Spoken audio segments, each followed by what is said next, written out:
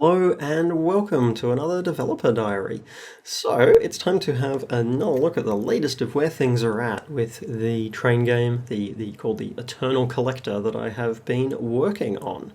So there hasn't been as much happening as I would have liked.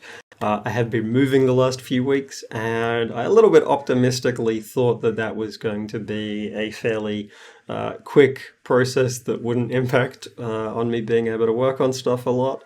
I was wrong. It took quite a bit of time. So the project isn't as far along as I would have liked at this point, and at this stage, probably now looking at about a May release date, I think. But some of the stuff that has changed, everything has now been textured. So every train carriage, every element for every train carriage has now been painted. So I've been using Cubicle for building all of the models and for painting things. So every single one of these has now been painted. And I've tried to keep a fairly consistent theme throughout for them. So indicating stuff in terms of sort of safety areas. So the markers here, so we know, okay, yep, this is a bit of a hazard area because we might fall off. Definitely not related to the fact that with my own general lack of coordination, I've routinely fallen off. That definitely has not been the case. But so trying to keep a fairly consistent sort of theming throughout. And so we've got all of these different elements in here now. So they're all textured. The different bits of scrap are also able to be textured. There might be a couple of little Easter eggs hidden on some of the ones that you might see if you happen to get really sort of close to them as they're being pulled in. And in terms of with the stuff, if I get here and let's unlock a bunch of additional things. So we've got a few upgrades there that we can unlock. I'm also going to, if I find where all the upgrades are, let's lock this, and I'm going to just unlock every single upgrade. So we're going to grab this, and then we'll start back up running, and then what I'm going to do is just unlock everything so we can see all of the different bits. So with that, we now have a bit more detail for all of the things like the ceilings. We have bits of coloration for the different collectors. So those are looking quite good. We've got our storage racks also have the nicer sort of colorations. Our lightning rods, again, coloration throughout stuff. So intentionally been putting in sort of little safety lines here of areas where there would be sort of hazards. We have our battery bank. So all of these are in and working quite well. We have our solar panels.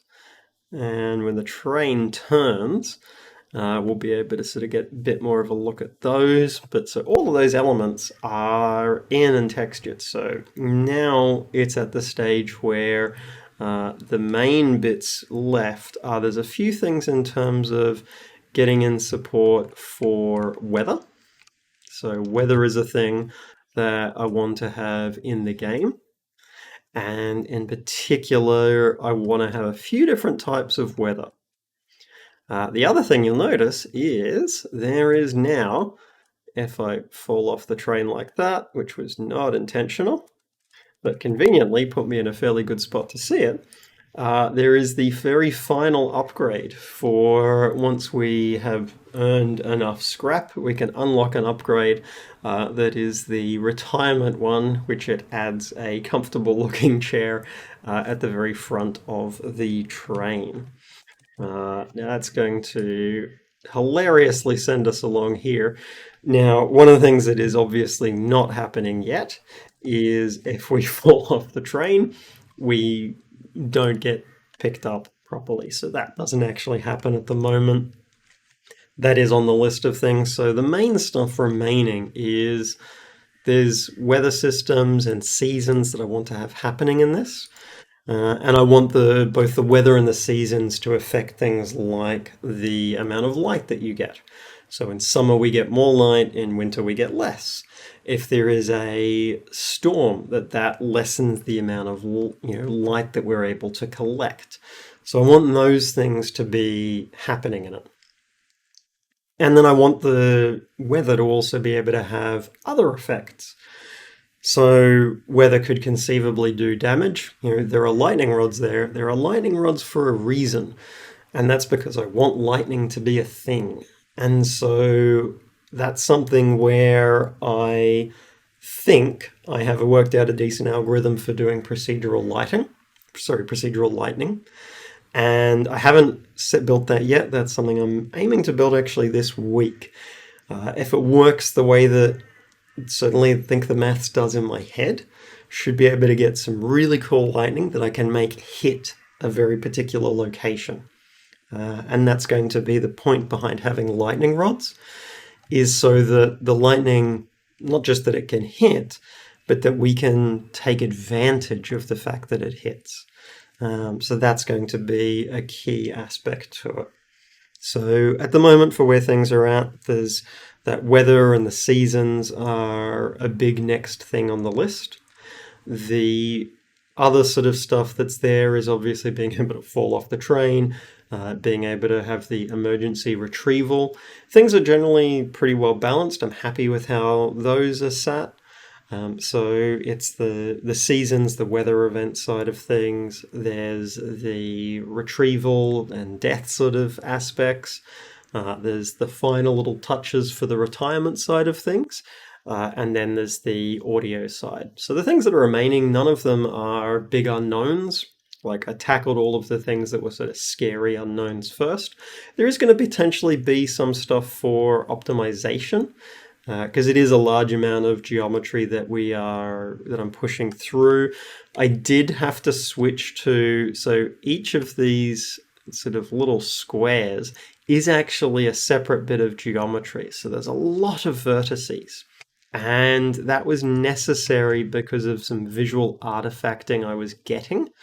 So that's something where it meant that I had much, much more complex models, but I wasn't getting visual artifacting. So it depends upon whether that's going to pay off or not. So there might be some optimization stuff I need to do there for it. But in terms of the remaining things, none of the stuff is a big, scary unknown. The weather side of stuff, it's using systems that I'm fairly familiar with. I just need to build a bunch of the different effects for it. And then integrate those. There'll be some tweaking and rebalancing there. The length of the game is also something where I think there's some rebalancing there that I would like to do. At the moment, the game would probably take a reasonable chunk of time to play. I think it would be 2 to 3 hours, and I don't know if it would necessarily be a fully interesting 2 to 3 hours. So what I might do is, and I've got very easy controls for this, really ramp up some of the settings there. And that might be something where I have like 2 modes to the game, where there is the sort of rapid mode, where what I do is the amount of scrap that you get might be multiplied by 10. The amount of lighting that you get might also be multiplied by a chunk, so that you're not really having to worry about those. So it's a thing where you're still interacting with a lot of the gameplay elements, but they're not something that's going to slow you down. You're able to sort of complete things very rapidly. But then I might also just have a very chill version where it's a case of like, no, it's just the one where everything is at a slower rate and you just sit and experience it essentially. You just drive around on a train as it's moving through the world. So I think something like that is what I'm looking at doing with that. Because if it's the longer version, I need a save load system. I don't have a lot of complex stuff to save load for this. It's essentially carriage types, upgrades that are unlocked, and then the amount of the sort of energy and scrap that's stored. So save load wise, it's actually pretty straightforward. What needs to be saved and loaded, that'll actually be quite easy to do.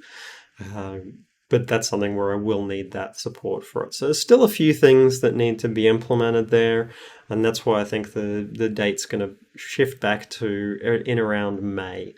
It ended up being a much larger game than I expected. The next ones I do after this, I'm going to try and actually make them be much smaller ones. So those are likely to be fairly sort of tiny micro games, because this one has been a pretty large game.